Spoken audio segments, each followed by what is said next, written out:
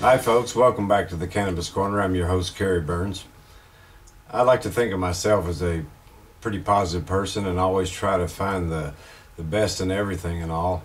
And I've really been trying to be positive about the cannabis vote that occurred in Colorado and Washington. And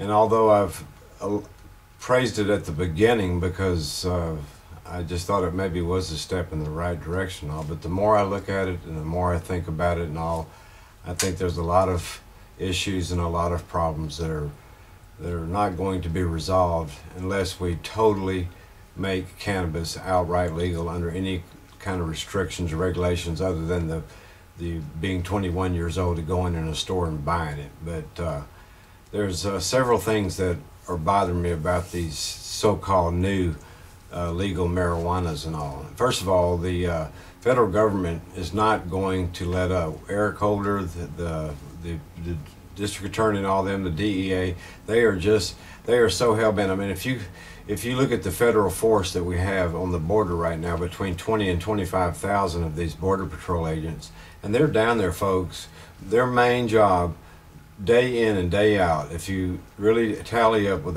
the man hours and the amount of time and effort that's being spent and all, it is to stop marijuana from coming across into the United States from Mexico.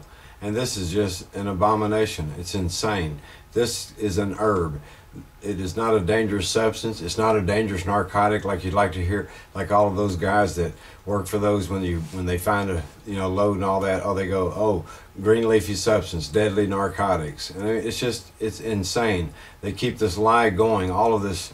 There's nothing narcotic about cannabis at all. There's nothing deadly about it. It's one of the safest substances on the planet. You could actually consume by weight more cannabis than you could water and live to tell about it. But it's this insanity, this absurdity and all of that made it illegal in the first place. And so if we're going to talk about making a substance legal again in this country, because it was legal at one time, and prior to 1937 when they ratified the Marijuana Tax Act, it was okay to grow and possess and do whatever you wanted to do with cannabis. And so I think that if we're going to make a substance legal again in this country, then we need to go back to how it was when it was legal. And what you're seeing today with these grow rooms under such intense scrutiny, the fact that people for their own personal self are only allowed to grow 6 cannabis plants. I mean, what are they going to tell us next? Are we going to, like, when we get ready to go grow our garden and all, and say, well, I'm sorry there, Mr. Burns, I know you normally plant about 15 or 20 tomato plants, but we're only going to let you grow 6 this time, and every bit of the production that comes off of those, of course, we want to assess a barcode on those and make sure that we have a way of tracking those, because we don't want those tomatoes, getting to where, wherever they're not supposed to be going and all. And that's what we're looking at here in Colorado and Washington. I mean, my God, I mean, there's even talk in Washington, some of these idiots up there are talking about putting fences around the entire state of Washington and Colorado and setting up checkpoints and all, so they can make sure that the contraband that's being grown and sold in Colorado in this legal atmosphere doesn't head out to the black market. And I just cannot believe the level that the stupidity has gotten to. I say that the real black market is what's going on there. The very fact that the cannabis price is where it's at in the first place is because it was illegal for so many years, and being an illegal substance is why that the price shot through the roof and all. But what happens when we make it legal, or make some sort of attempt to make it legal in these 2 states? The price doesn't change. In fact, it's not high enough. Let's go ahead and tax the 25% sales tax on top of it. So instead of people paying $20 a gram, they can just go ahead and pay $25 a gram. I mean, it's absolutely insane absurdity. I have never in my life would have thought that something that could be so simple, that could be so simply run as a business, a legal business, could be so convoluted, so messed up, so intertwined with stupidity, and not a shred of common sense working in any of it. It's just beyond me. It's just beyond me. This is why it needs to be legal outright. There doesn't need to, people don't need, if you own land, you should be able to plant a seed every 6 inches, every 2 inches if you want to on your property, and cover the entire thing with cannabis plants if you want to. That's your God-given right. That is your right as a human being. Nobody has domain over this plant in any shape or form. I don't care if you're in the United States government, if you're a military, if you're a drug enforcement agency, or whatever. Nobody has domain over that, nor does anybody have domain over telling somebody that they can't use an herb that they choose to use for themselves. And however they want to procure it, whether they want to grow it, get it from a friend who grew it, or give him some tomatoes for it, whatever. But what's going on in Colorado and Washington is this legal organized cartel that is just, it's taking it through the roof. It's ridiculous. And these lies about this dangerous narcotics and the pot's so dangerous we got to regulate and all that. This is all a bunch of lies, and it has been since day one. So if we're going to make a substance legal, I think we need to go back to the times like around 1937. It actually, they started talking about it in 35, but really what was going on back then is you had all of these federal agents that had been chasing after the bootleggers.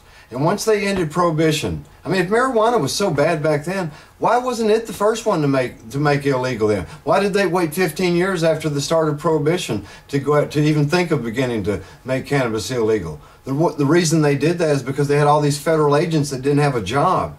And they thought, hey, we make this substance illegal, we can just turn them right over onto that. And of course, there were a lot of other reasons. There were in different industries competing with the hemp plant and all the products it made and all the fuel, etc. I mean, all of it. It's a whole combined issue and all. But what's going on right now? This so-called legal marijuana state that's going on, and like I said, a person can only grow 6 plants. That's not even enough to even produce enough cannabis for a person to get through until the next growing season's done, until they get through another grow cycle and all. And so that's unfair. They're allowed that it's legal and okay for them to smoke it for a certain part of the year, but the rest of the year it's not. I mean, this is absurdity. The only thing this is going to benefit is a small number of growers who are, and that's obviously what's going on here, is that there's a small number of growers and then these councils and stuff that see these jacked up revenues and all. When you make a substance legal in a legal society, and we're talking about like it was before they made it illegal, that's, what people are expecting. Cannabis is going to be selling for $1 or $2 a pound on the wholesale market.